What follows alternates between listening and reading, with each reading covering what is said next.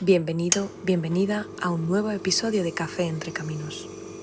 En el episodio de hoy hablamos sobre el futuro de las infraestructuras inteligentes y cómo los gemelos digitales están revolucionando la gestión de nuestras ciudades y sistemas. Estas iniciativas, la verdad es que me gustaría lo primero dar las gracias a los tres ponentes que tenemos aquí.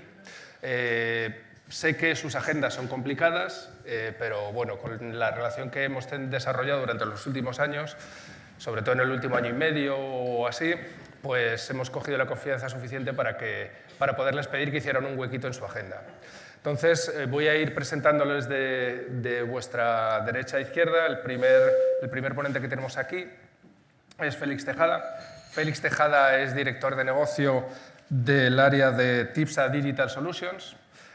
Félix no solo es arquitecto, sino que también es una persona con un conocimiento de una cantidad de tecnologías enorme. Yo siempre digo que siento envidia por parte de lo que él tiene, que es una capacidad de no tener miedo ante nada.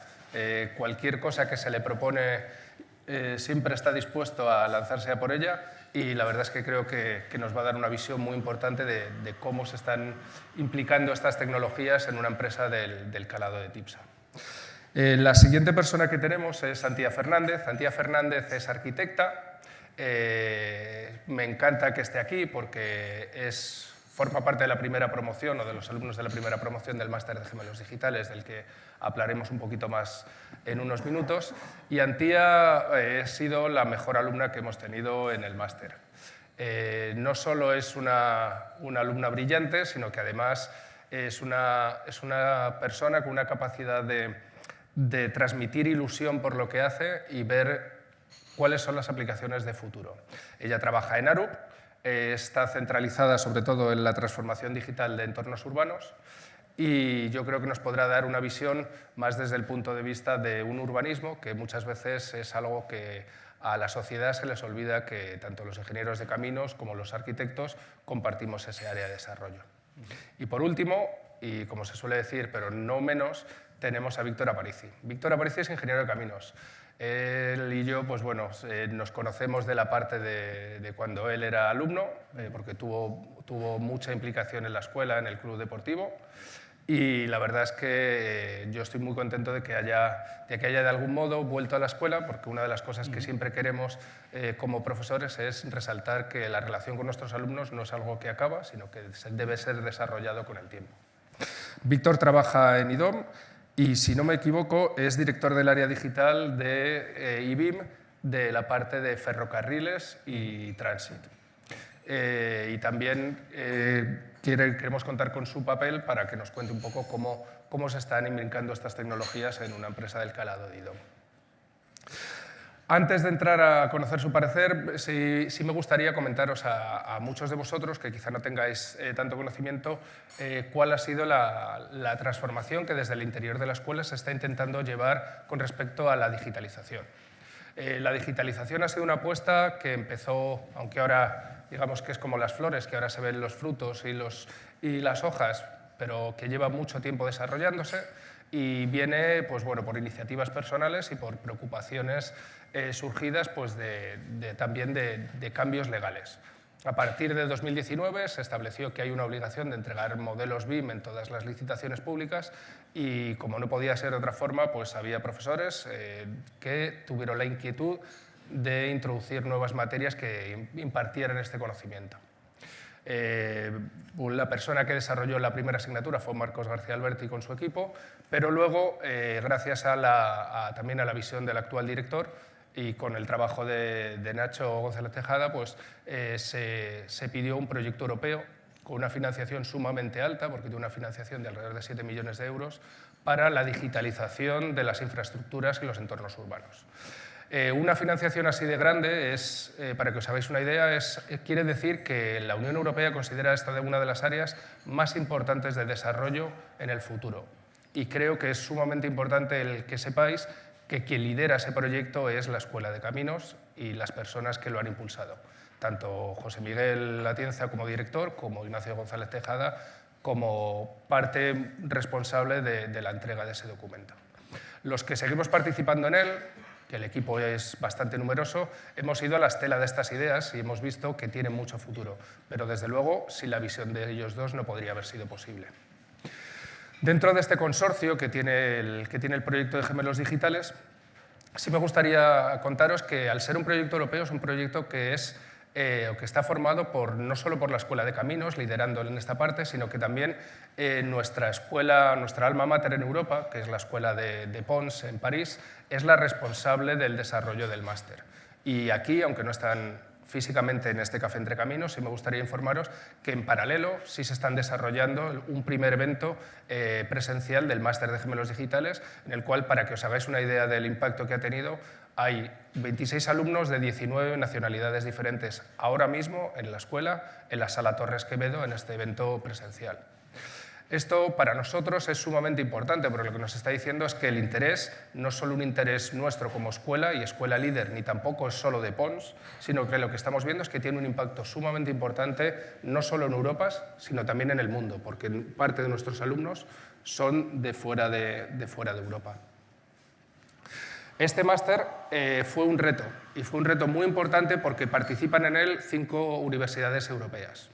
Lidera Pons y Sose en París, pero tenemos una participación sumamente importante de ITU, que es la Politécnica de Estambul, tenemos una participación sumamente importante también de la Politécnica de Budapest, de la Politécnica de Bucarest y nosotros como UPM. Y aquí también me gustaría agradecer el papel de la UPM, porque creo que muchas veces se dice que la UPM no es más que una unión de escuelas que no hay comunicación. Y aquí sí que me gustaría decir, y aunque tampoco veo a gente de otras escuelas aquí, pero sí me gustaría resaltar que lo que estamos teniendo en este programa es una colaboración estrechísima entre escuelas muy diferentes. Se han puesto en contacto gente de la parte de informática, con la parte de telecomunicaciones y con la Escuela de Caminos y de Arquitectura. Y eso creo que va en la línea indicada para que empezamos a tener un sentido más de universidad que de escuela, que es muchas veces lo que se echa en falta. Este proyecto, o este máster, ya tiene la primera promoción, de la que Víctor fue el delegado de los alumnos y Antía fue su mejor alumna. Y creemos que tiene un gran interés porque, como os he comentado, el número de alumnos no ha hecho más que aumentar. Una vez visto este perfil del máster, sí me gustaría empezar a hablar, pues bueno, en primer lugar con Antía y con Víctor sobre cómo ellos han sentido que es el máster, porque sí me gustaría resaltar que este es un máster que no es nada fácil de cursar, porque ellos son profesionales y por lo tanto no han podido parar su actividad profesional, pero entiendo que han puesto muchísima ilusión y quisiera que me contaran un poco o que os compartieran con vosotros cuál ha sido su capacidad o el esfuerzo que les ha llevado o qué les ha motivado sobre todo a hacer el esfuerzo de realizar este máster junto con su labor profesional. Antía, si puedes empezar, yo te lo agradecería. Inicio yo. ¿Me escucháis bien, no? Vale, voy a proyectar la voz. Bien, pues cogiendo un poco el hilo de lo primero es qué es lo que me motivó a hacer el máster, puedo contar un poco la historia de cómo empezamos aquí el máster, ¿no? En este caso yo tuve la suerte de que dentro de ARUP me propusieron, estamos en un contexto de que veíamos que los gemelos digitales eran un campo, unas líneas de la transformación digital tanto de las ciudades como de las infraestructuras clave dentro de la empresa, con lo cual decidieron desde la parte de negocio apostar por impulsar esta línea desde la formación de las personas, la formación técnica y también de negocio, con lo cual yo había estado ya involucrada en algunas de las propuestas que habíamos estado haciendo, entonces en cierto momento me propusieron cursar este máster, con lo cual yo recibí todo el respaldo de la empresa por ser un pilar básico. Entonces yo en ese momento acepté encantada porque sí que, bueno, yo mi formación es en arquitectura y durante estos últimos 5 años he estado formándome tanto en desde la parte más técnica, de código, la parte de programación, la parte de datos, y llevaba alrededor de 4 años trabajando en el equipo digital, desde la parte de integración, al mismo tiempo que íbamos generando un equipo, y yo sentía que necesitaba un poco una formación que tuviera esa parte completa, que te diera una formación técnica que complementara los conocimientos que ya teníamos, tanto de dominio, que en mi caso de arquitectura y urbanismo, como una parte técnica también en datos, en digitalización, en sistemas, en IoT, etcétera, para tener un poco esa visión completa, ¿no? Con lo cual, acepté encantada y bueno, me alegro muchísimo de la decisión. No puedo decir otra cosa. Y desde luego, a ver, yo también se lo contaba un poco a los alumnos de este año. Yo también arranqué muy motivada, como saben también Alejandro y algunos profesores que están por ahí. Yo me apuntaba a todas las asignaturas porque el máster tiene unas asignaturas troncales y luego diferentes optativas. Entonces empecé muy motivada, yo cogía todas las obligatorias, las optativas. Claro, llegó Navidad y de repente dices ¡pluf! ¿No? Pero bueno, luego es verdad que empiezas a encajar las expectativas que tienes, la capacidad de tiempo, etc. Y pudimos reenganchar bastante bien después de este un poco. Simplemente para los que no lo conozcáis, el programa eran 4 días por semana, Sí. con 3 horas diarias de clase, cada una con sus tareas correspondientes, etc. Con lo cual, creo que vuestro día a día sería trabajar de 8 a 5. Correcto. Y a partir de las 5, O desde las 7. algunos días más, o antes, y a partir de las 5, 3 horas de clase hasta las 8 de la tarde, y luego, pues, en caso de que tuvieran tareas que hacer, pues obviamente era el momento de realizarlas. Entiendo que básicamente o después de cenar o prácticamente el fin de semana. Sí. A ver, yo los dos pilares básicos eran, uno, la calidad de las clases, que sí que a mí me motivaba personalmente el seguir aprendiendo y ver cosas nuevas todos los días que complementaban un poco a digamos, los conocimientos que yo había ido adquiriendo mientras trabajaba en proyectos, y luego el grupo que teníamos, o sea, a nivel de grupo de personas, la calidad humana que había dentro del grupo, porque éramos la primera generación con todas las incertidumbres que lleva aparejado.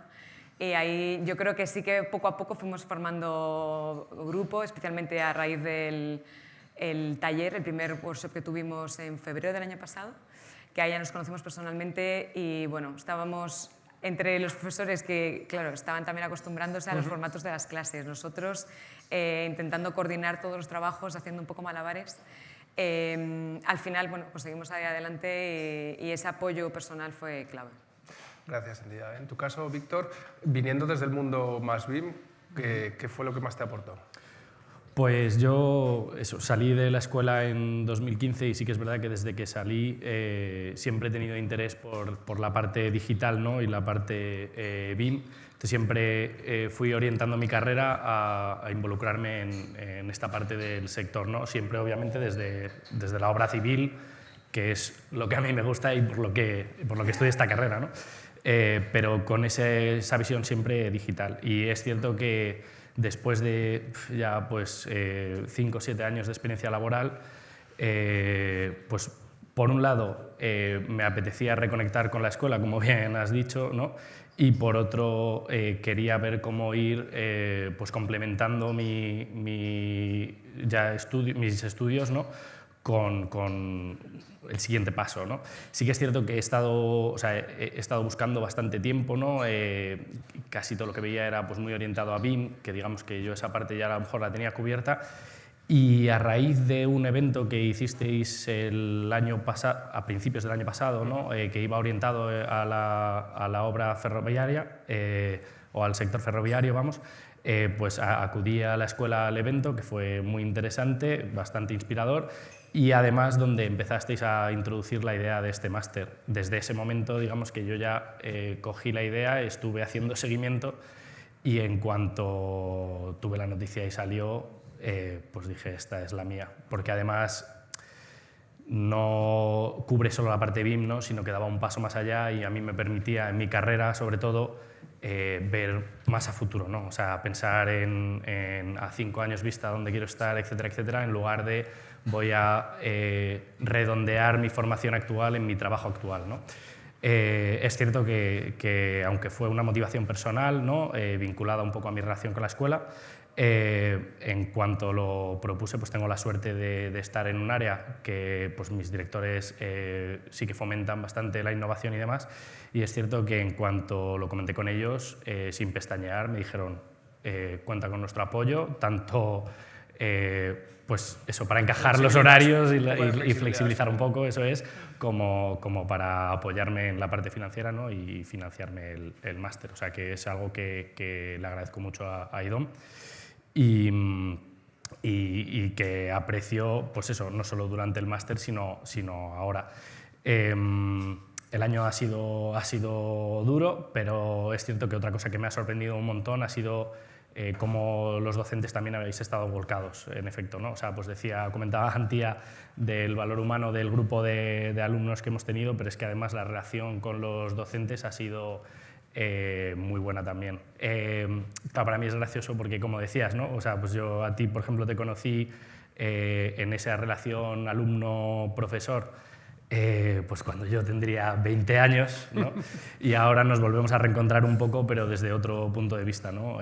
Donde ya pues la relación es mucho más de igual a igual, ¿no? Y donde pues compartimos mucha más, o sea, pues más cosas en común, más visión sobre el mercado, sector, sobre a dónde vamos, y la verdad es que es muy interesante, ¿no? Sí, aquí me gustaría resaltar que la colaboración de IDOM y de Víctor no ha sido solo como alumno, sino que también dentro de este máster lo que tenemos es un ciclo de conferencias en el que intentamos que las compañías nos cuenten cuáles son sus primeros pasos en el mundo de los gemelos digitales. Y aquí, desde luego, la colaboración de IDOM ha sido siempre prioritaria y muy sencilla. De hecho, Víctor fue uno de los ponentes el año pasado, con lo cual se daba un poco una situación que era llamativa, porque era alumno y ponente de algo relacionado con los gemelos digitales. Pero creo que da una idea también de que el mundo de los gemelos digitales en la actualidad es un mundo que está en desarrollo. En ese sentido, Félix, tu experiencia... Me gustaría hilar justo lo que estás diciendo. Nosotros desde TIPSA en esta primera edición aportamos dentro de la docencia, pero yo cuando me ponía a dar las clases y veía el plantel que tenía delante, digo, jolín, es que perfectamente podríamos hacer aquí un giro y podría estar cualquier otra persona contando la experiencia que tiene su empresa en cuanto a gemelos digitales. Nosotros contamos a pecho descubierto todos nuestros desarrollos, todas nuestras conclusiones que habíamos tenido en TIPSA. Ahora mismo estoy trabajando en TIPSA Digital Solutions. Esto es el resultado de 3 años del acelerador digital TIPSA. Que aparezca este programa para nosotros fue como nuestro sector necesita esto bien hecho porque hemos ido aprendiendo internamente, estamos trabajando todas las ingenierías, afortunadamente porque tenemos mucho trabajo, pero no estamos poniendo el foco en el futuro.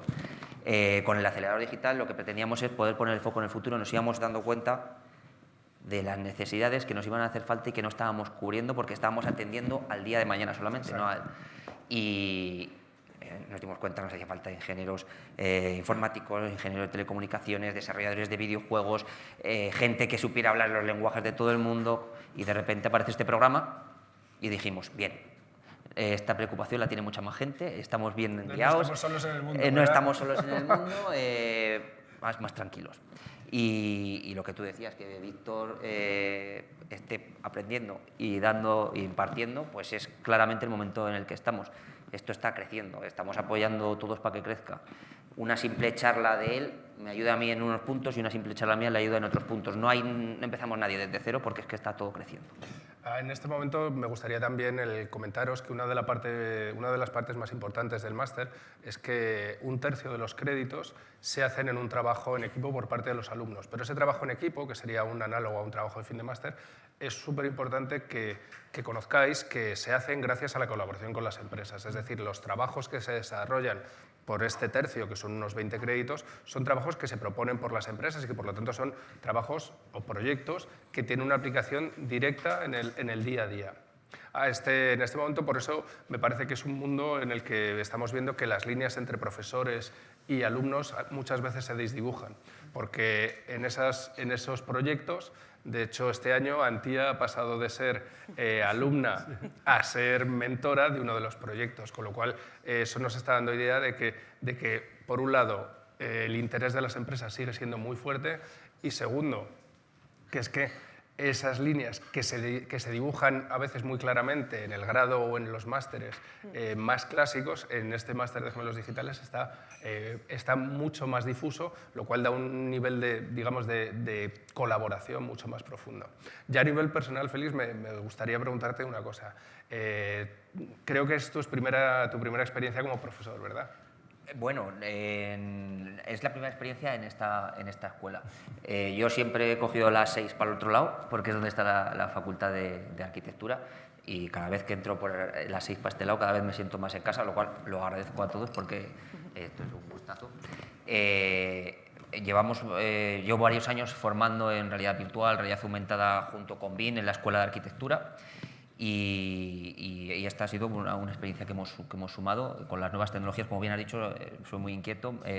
No sé, como todos los que estamos aquí, creo que somos todos muy inquietos. Nos atrevemos con cualquier cosa que veamos que tiene buena llegada. Y ha sido una experiencia fabulosa en el sentido de acompañado por la escuela constantemente, las plataformas. Ha sido muy fácil poder impartir y sacar ese hueco.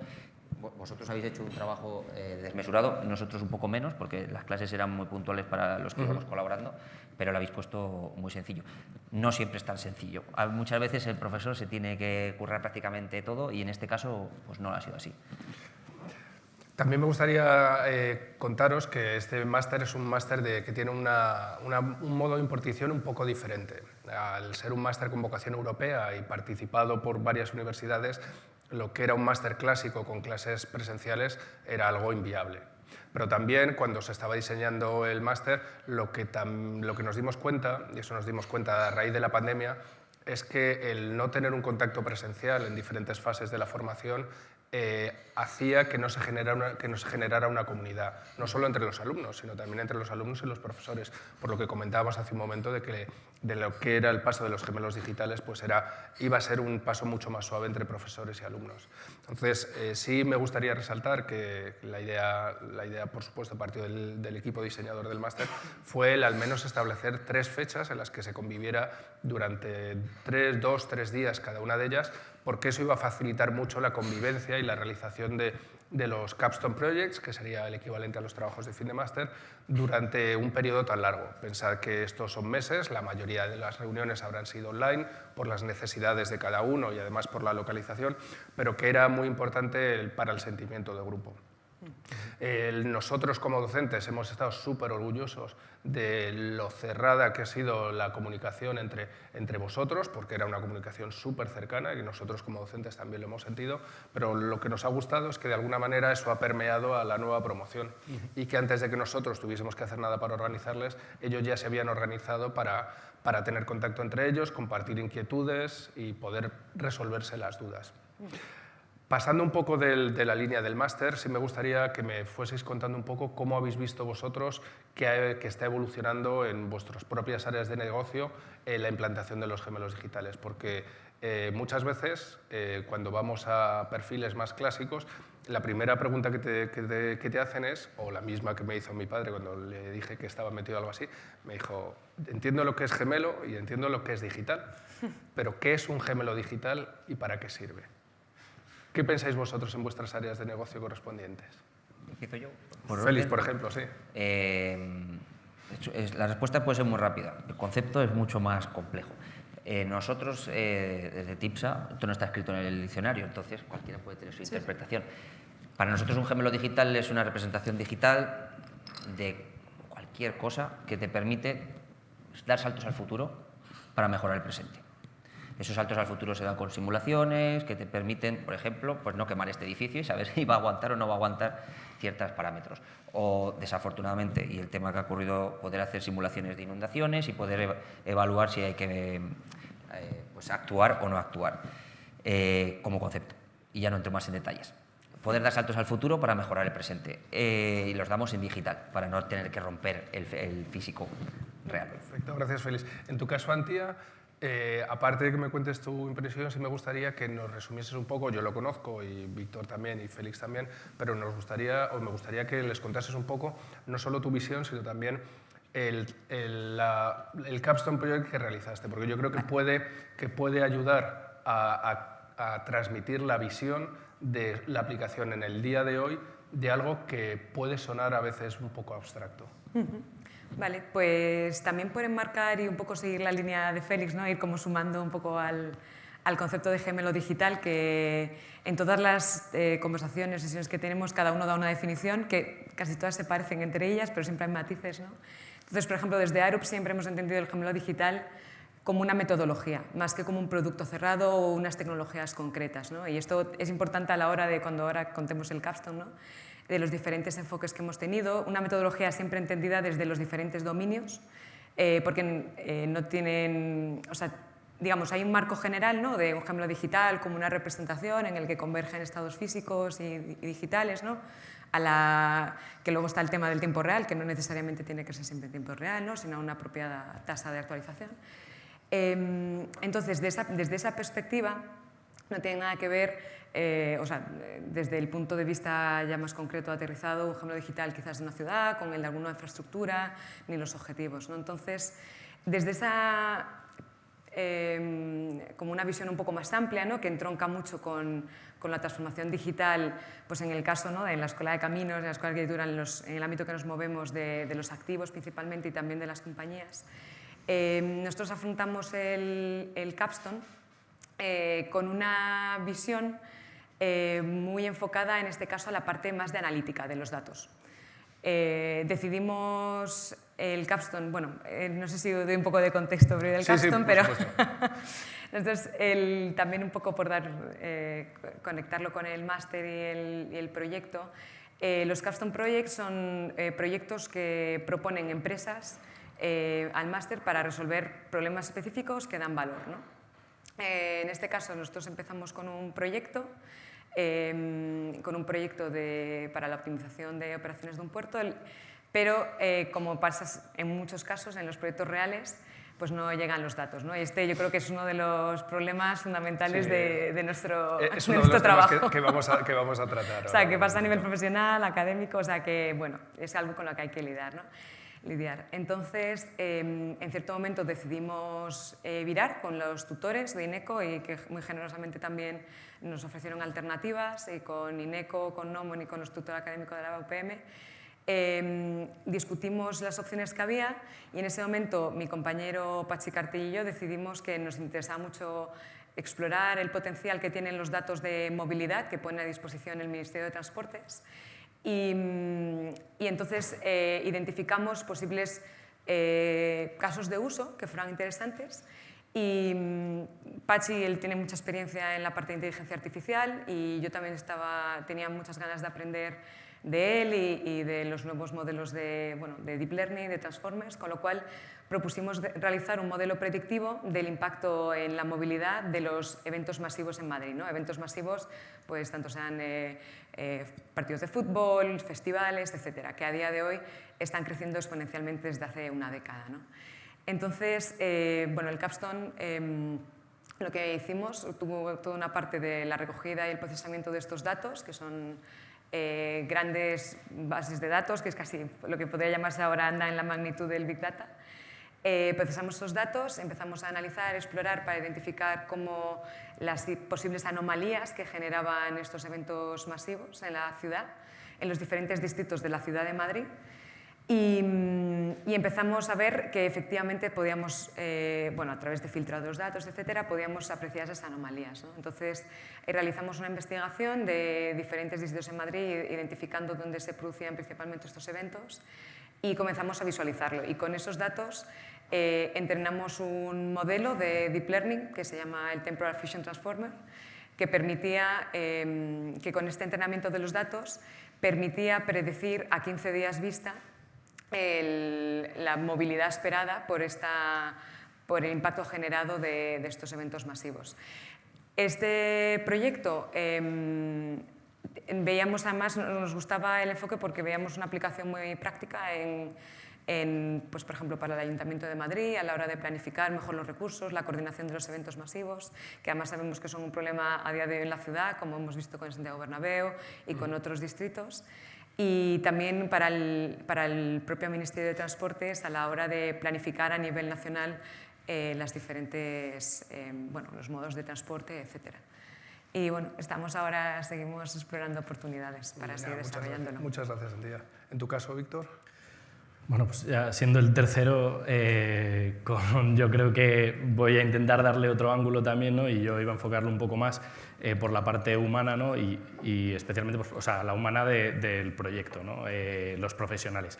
A mí los gemelos digitales, por ejemplo, me parece un medio, o sea, una evolución natural, ¿no? de nuestros sectores y un medio por el cual vamos a conseguir converger pues, entre distintas especialidades o distintos profesionales y es un poco pues, cómo se pueden adaptar pues eso, los sectores de la ingeniería civil, ¿no? o de la arquitectura a ver lo que se ha desarrollado en otros sectores, ¿no? pues como puede ser la mecánica o aeroespacial, etc., ¿no?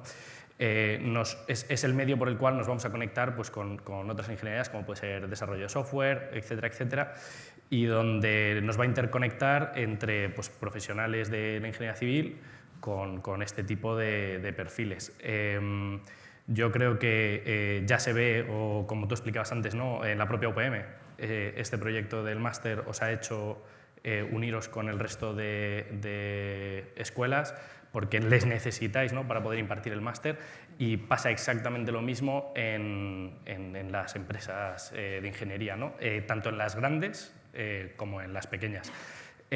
Podemos ver cómo este tipo de proyectos es donde de verdad hay una sinergia pues brutal, ¿no? y podemos ver cómo convergen áreas de IT support y demás con áreas como puede ser pues eso, el sector ferroviario, ¿no? o del sector de la arquitectura y demás.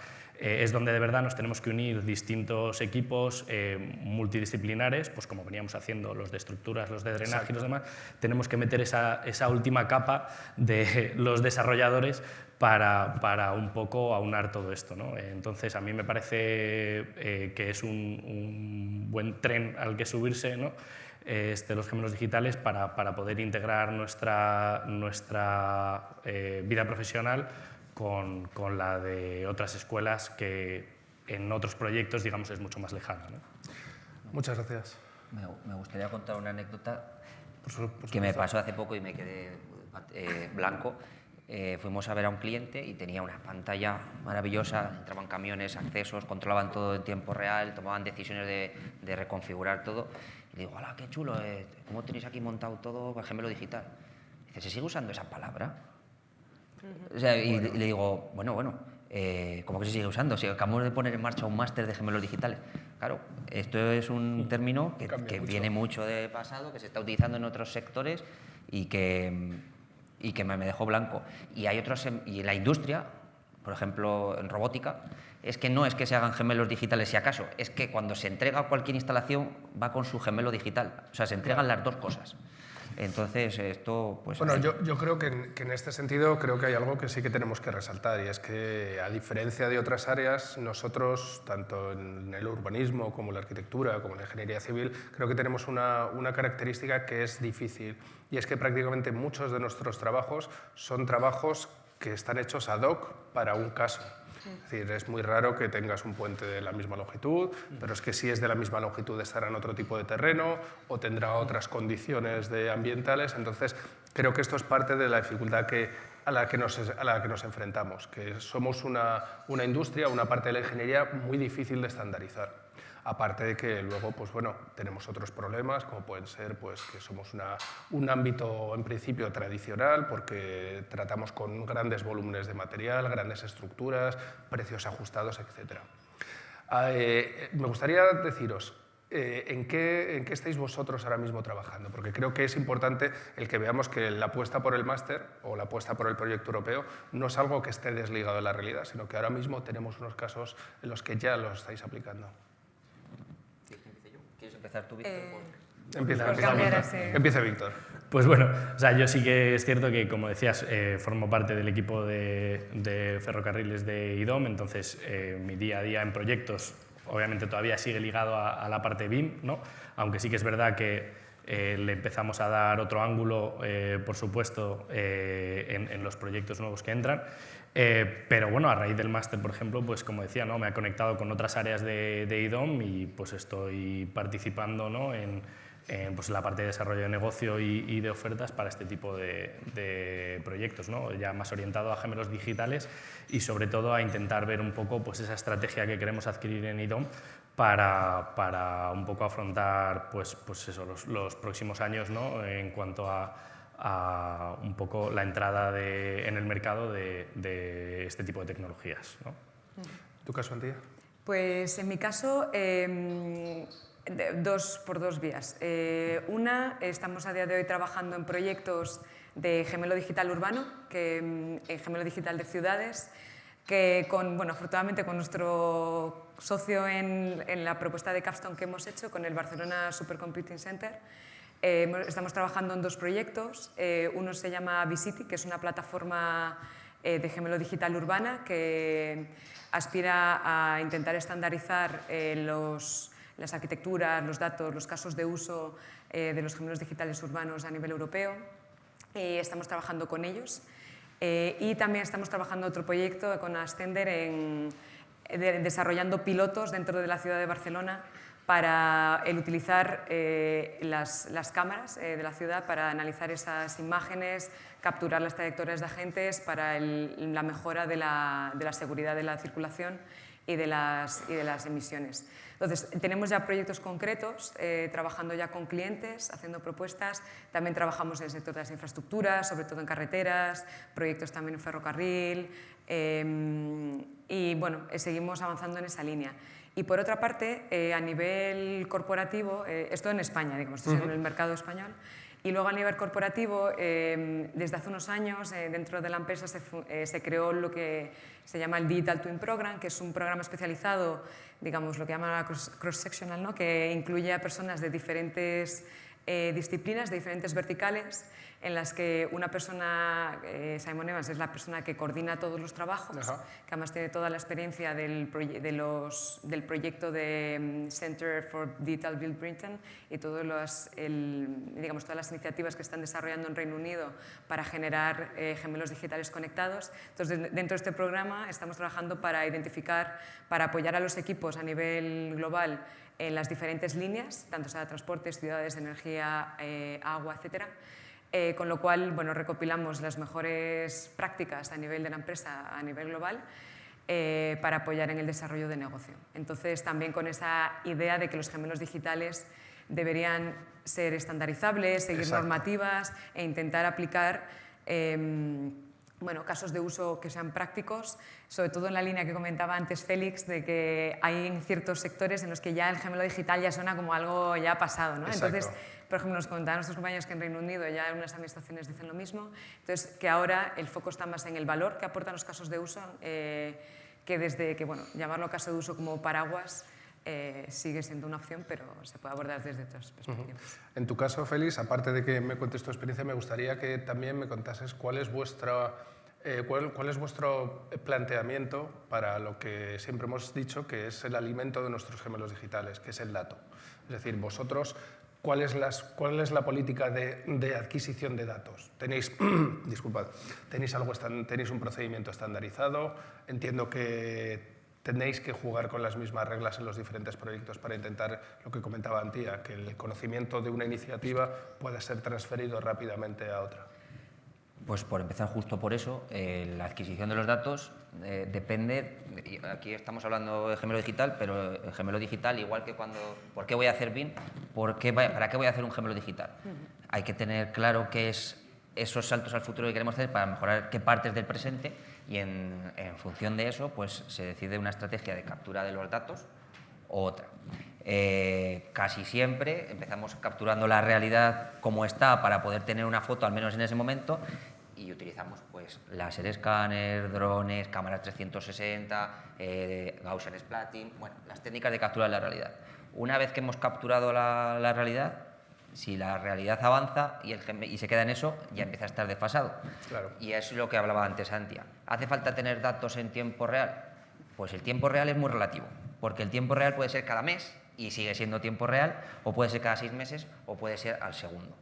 ¿Y de qué depende eso? Pues para lo que quieras utilizar el gemelo digital. Si quieres utilizar el gemelo digital para operar y mantener un edificio, hay cosas que con que sepas, por ejemplo, que una caldera está revisada y está bien revisada, eso igual es el tiempo real. ¿Cómo recoges esa información? Pues igual, en lugar de en un papel que viene un técnico y lo revisa, pues haces una aplicación y eso vuelca directamente sobre la información del gemelo y tienes durante 6 meses en tiempo real la información que puede ser que de golpe el 6º mes esté desfasada y esté mal, que tengas que actualizar. Entonces depende, podemos sensores de IoT o hacemos aplicaciones para recoger esos datos o nos conectamos a páginas web de meteorología para que o se conecta al ministerio con los datos de movilidad, depende, los protocolos dependen.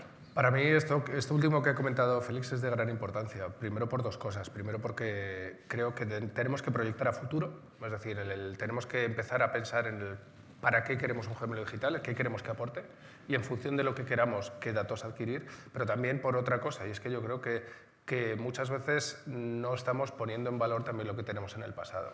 Creo que todas las grandes compañías tienen una serie de datos que probablemente estén muy desorganizados, pero que creo que sí se debería explorar el cómo utilizarlos. No sé si vosotros habéis tenido esa inquietud dentro de vuestras compañías. O sea, ahí en ese sentido yo creo que, que es importante, en efecto, no solo pensar, ¿no?, pues en la adquisición de datos, sino en integrar los datos que ya tenemos.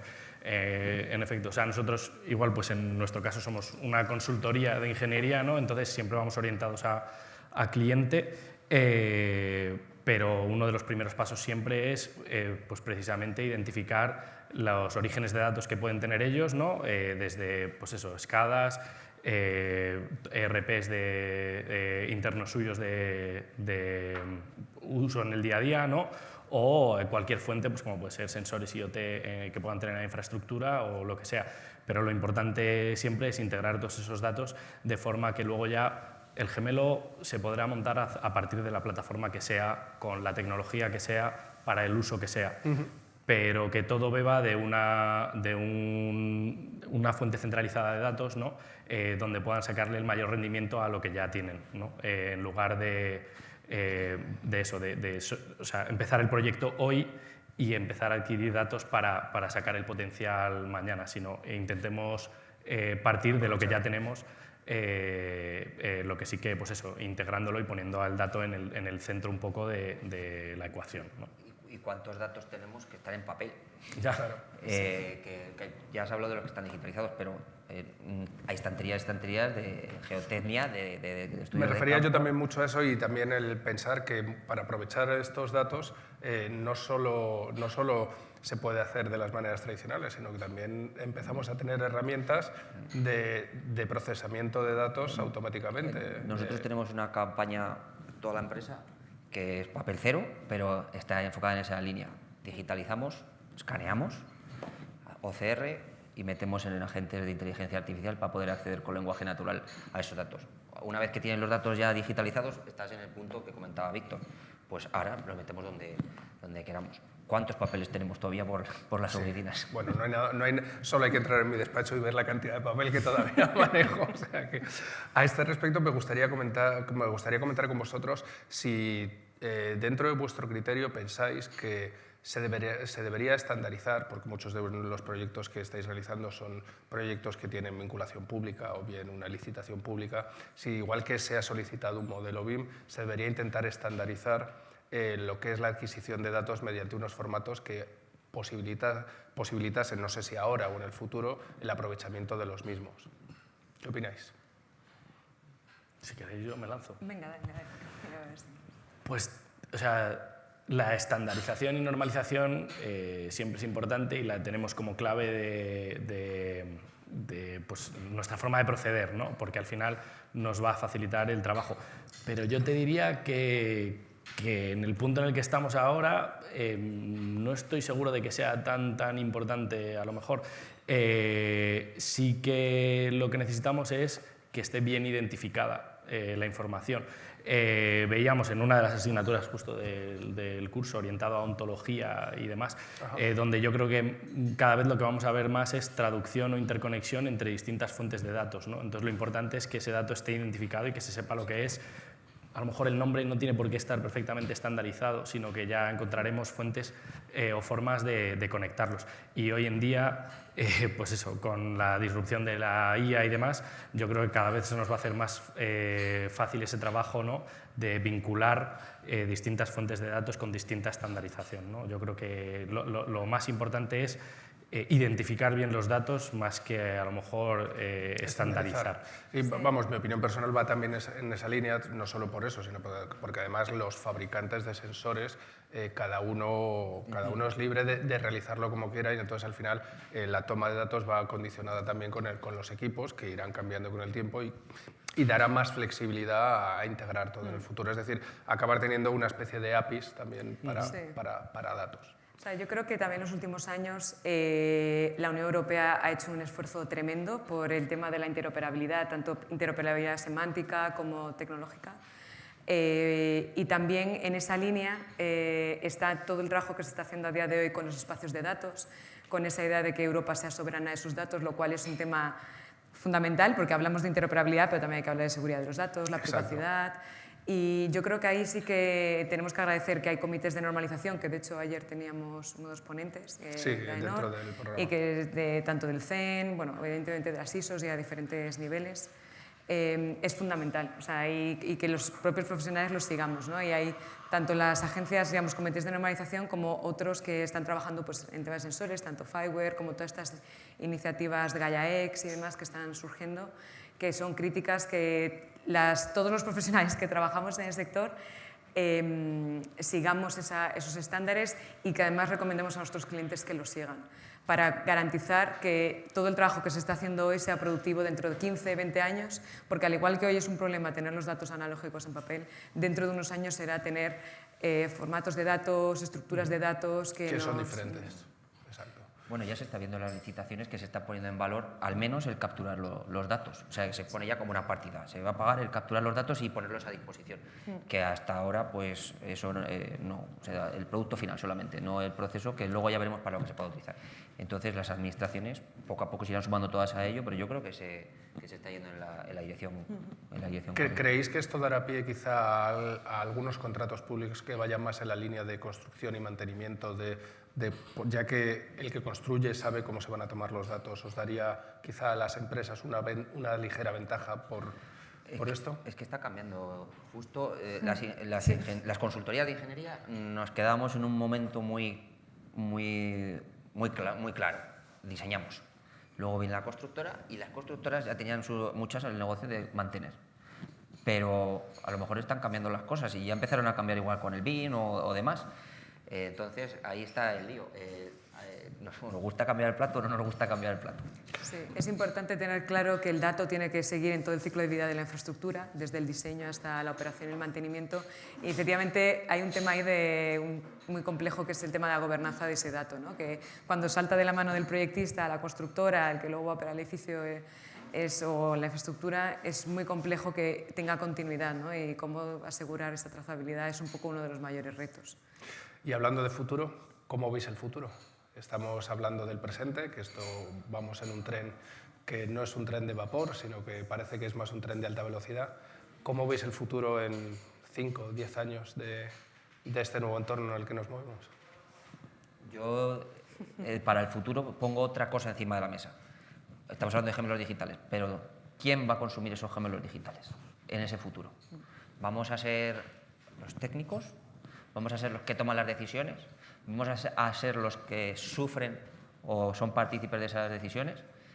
¿Cómo se va a adaptar esto? Ahora vemos un gemelo digital y decimos, que es un modelo, aquí accedes al dato, te dice la temperatura, lo entiendes o no entiendes, me salta un aviso. ¿Cómo va a consumir el ciudadano los gemelos digitales? ¿Va a ser simplemente un aviso que le llega por el móvil o van a tener...? No sé cómo va a ser, pero va en que los gemelos digitales van a impactar muy claramente en los ciudadanos y se van a beneficiar de todo ese proceso, de tanto los makers, los que toman decisiones y los que disfrutan o sufren esas decisiones. Y todo eso tendrá un entorno distinto porque cada uno recibe e interpreta la información de una manera distinta. ¿Cómo se va a materializar eso? Pues no sé, igual. Pero vamos pasando un poco la pelota. A ver, yo creo que los gemelos digitales entroncan directamente con toda la transformación digital de tanto ciudades e infraestructuras Y una de las cosas clave es asegurar que dan valor, o sea, y dan valor en muchas dimensiones, ¿no? A nivel tanto social, ambiental, económico, que es un tema importante también clarificar y saber transmitir que realmente todo el impacto que van a tener los gemelos digitales a futuro, tanto en la gestión de las ciudades como en la gestión de infraestructuras. Y eso yo creo que como técnicos tenemos que seguir trabajando en ello para evidenciar, tanto sea pues, generando nuevos ingresos o tanto sea haciendo más óptimos algunos de los procesos y reduciendo costes, etcétera. Yo creo que eso tenemos que ir acostumbrándonos no solo a hablar de tecnología o hablar de datos y por supuesto tener el talento adecuado en las empresas, sino también tener muy claro el impacto que tienen estos gemelos digitales y evidenciarlos. Entonces, eso va a depender de que sepamos transmitir el valor tanto a nivel ciudadano como a nivel económico. ¿Tu visión, Víctor? Pues complicado complementar lo que ya han dicho los compañeros. O sea, yo creo que luego también creemos que todo esto avanza más rápido de lo que nos vamos a avanzar. Yo en 5 años creo que todavía no cambiará a lo mejor tanto la cosa, ¿no? Sí que a lo mejor estamos hablando a más largo plazo, ¿no? La visión que tiene Félix. Pero bueno, lo importante es arrancar, ¿no? Es pues eso, que el trabajo que estáis haciendo desde aquí, desde la academia, desde la escuela, ¿no? Y desde las instituciones empiecen a darse cuenta de que esto es importante, ¿no? Europa, como decíamos antes, ya le está dando bastante importancia y es que tenemos pues lo que ya me decíais a mí cuando entré en la escuela, ¿no? Tenemos muchísima infraestructura ya construida, etcétera, etcétera. Pues es que el primer paso va a ir por empezar a identificar, digitalizar y ver cómo empezar a sacar mayor rendimiento a esa infraestructura que ya está construida y demás. Y es que eso, o sea, pues eso, estamos empezando ya, ¿no? Entonces... para mí, perdona que te interrumpa, para mí también es un tema de dar valor a lo que estamos haciendo, porque creo que ahora mismo las empresas sí están apostando por esta digitalización, pero que creo que también falta la comprobación de que esto tiene un retorno. Ese retorno puede ser económico, puede ser una mejora de servicio. Es decir, las empresas ahora mismo la apuesta, yo creo que estamos en unas fases iniciales, pero creo que algo en lo que sí hicimos mucho hincapié en los casos de uso de los capstone era que siempre os decíamos, necesitamos un coste. Porque vuestro papel, y Félix, bueno, vosotros ya estáis ahí, pero cuando vosotros eres alumno, lo que os intentamos transmitir es, en algún momento, vuestro conocimiento se tiene que transmitir en una cuenta de resultados de una empresa en la que ella vea que realmente es una apuesta válida y sólida. Entonces, a lo mejor, algo que para el futuro sería la creación de nuevos servicios que ahora mismo, como empresas, bien sean consultoras, constructoras, no se atisban. Es decir, una venta de un servicio, por ejemplo, al Ayuntamiento de Madrid de una predicción de movilidad, etcétera. Eso es clave, lo que acabas de decir. ¿Cómo van a instalarse los gemelos digitales? Van a instalarse si se piden desde las administraciones porque se queda claro que el retorno es para los ciudadanos. ¿Cómo queda claro que el retorno es para los ciudadanos? Pues si después del concierto de Karol G, gracias al Capstone Project que ha desarrollado Antía, pues le dices a que no va a haber ningún atasco porque se ha previsto perfectamente el desalojo del estadio y cómo se tienen que poner extras autobuses y extras metros y el ciudadano no va a tener que estar jurando en hebreo para volver a casa, pues verá cuando vea una licitación y que se está gastando la administración dinero en gemelos digitales, pues se podrá decir, es que has dejado de perder tanto tiempo. Claro. Igual las métricas ahora son distintas y no son directamente me he gastado 10, he recuperado 1. Son otro tipo de métricas. Igual es tiempo lo que estamos retornando. Aquí, simplemente por unirlo con una línea que yo creo que se ha iniciado en la escuela desde hace ya unos años, creo que el tren de la comunicación de lo que aportamos a la sociedad no lo podemos perder. Es decir, creo que somos una rama de las ingenierías, tanto la arquitectura como la ingeniería civil, que se nos da por supuestos. Solo nos acordamos de lo nuestro muchas veces cuando no funciona. Y esto creo que es un problema. Quizá los gemelos digitales sean la puerta a volvernos a poner en contacto. Oye, tardo poco porque hay alguien que es ingeniero civil, arquitecto, urbanista, que hace que se puedan dimensionar las cosas para que no ocurran no ocurran estos embotellamientos. Con los 5 minutos que nos quedan, sí me gustaría abrir el turno de preguntas por si hay algunas curiosidades para que el resto para que los asistentes nos puedan preguntar a los ponentes, sobre todo. Hola, ¿qué tal? Buenas. Una consulta es, bueno, son dos en realidad. La primera, la metodología BIM, como lo indicaban, tiene ya normativa. ¿El tema de los gemelos digitales tiene una normativa específica para este tema o se van adaptando a los modelos, normativa, la transferencia de datos, alguna normativa que me controle eso, seguridad? O sea, ¿lo van adaptando o ya hay algo claro específico para los gemelos digitales? Y lo segundo es su opinión respecto a las nuevas tecnologías open source. O sea, no basarnos, ¿se están utilizando ya en gemelos digitales o van a soluciones que ya hay en el mercado, Autodesk, Procore, Dalux, por dar nombres, o están desarrollando desarrollos propios, valga la redundancia, para aplicarlos a esos proyectos? Bueno, yo dejo a los expertos... Gracias. Yo de normativa se lo dejo a Víctor, porque como alumno recién salido del máster la tiene que tener fresquísima. Pero en cuanto a open source, aquí las casas comerciales están aprovechando y aprovecharán, como siempre han aprovechado, para poder colocar el producto. Somos agnósticos en TIPSA y creo que en el resto de consultoras también. Sí. Nos gustan hacer desarrollos open source, pero porque es bueno para nuestros clientes. Nosotros dejamos instalado todo y luego puede venir alguien y construir sobre ello. De hecho, estamos trabajando en puertos, en agua y en carreteras en esa línea. Montamos un sistema que podemos hacerlo crecer nosotros, pero es open source y creemos totalmente en ello. Ahora, las empresas que tienen capacidad, pues no son todas las que tienen capacidad de desarrollo. Hay otras empresas más pequeñas que son capaces de dar ese servicio, pero a través de soluciones de casas comerciales igualmente válidas. Para futuro un poco más limitadas, porque dependes de la tiranía o de la disciplina. De la disciplina. Por dejarlo de alguna manera un poco más sutil, de la disciplina que te impongan. De la disciplina que te impongan. Entonces ya no eres libre para tomar tus propias decisiones y yo creo que una administración no puede depender de una empresa privada para... Exacto. Eso es un tema súper importante, justamente.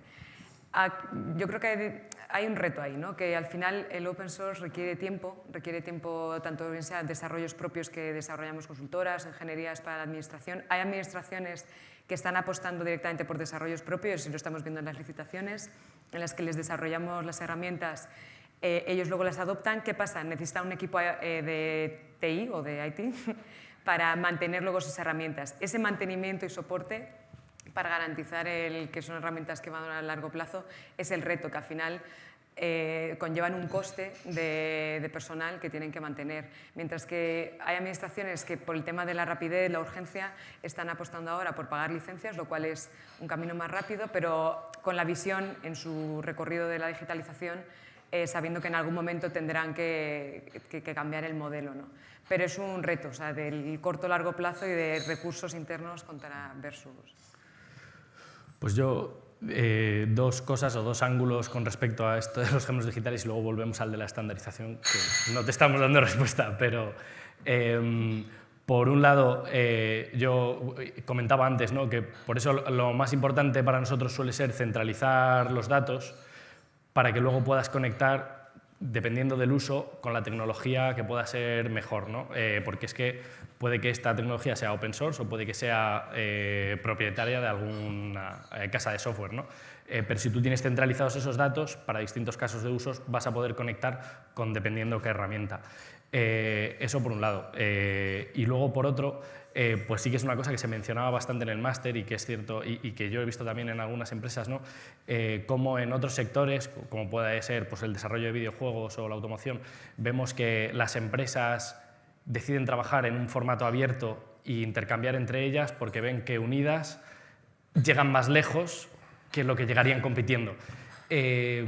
No sé cómo podemos hacer que esto pueda suceder, ¿no?, en el sector de la ingeniería y pues, la arquitectura y demás, ¿no?, en este mundo de los gemelos digitales.